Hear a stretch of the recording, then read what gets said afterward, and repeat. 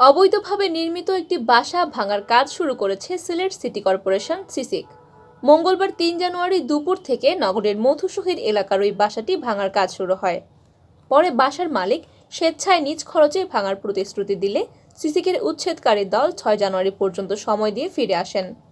সিসিকের প্রধান প্রকৌশলী নূর আজিজুর রহমান জানান, মধুশহীদ ৩৭ নম্বর বাসার মালিক মোর্শেদ আহমদ কর্পোরেশন থেকে যে নকশা অনুমোদন করিয়ে নিয়েছেন সে অনুযায়ী বাসা নির্মাণ করেননি। নকশা বহির্ভূতভাবে তিনি বাসা নির্মাণ করে ইমারত বিধিমালা আইন লঙ্ঘন করেছেন। কয়েকবার তাকে নোটিশ দেওয়া হলেও তিনি তাতে কর্ণপাত করেননি। তাই মঙ্গলবার দুপুর থেকে সিটি কর্পোরেশনের প্রধান রাজস্ব কর্মকর্তা ও নির্বাহী হাকিম মতিউর রহমানের নেতৃত্বে শ্রমিকদের মাধ্যমে বাসা ভাঙার কাজ শুরু হয়। একাংশ ভাঙার পর বাসার মালিক স্বেচ্ছায় নিজ খরচে বাসাটি ভেঙে ফেলতে রাজি হওয়ায় তাকে ৬ জানুয়ারি পর্যন্ত সময় দেওয়া হয়।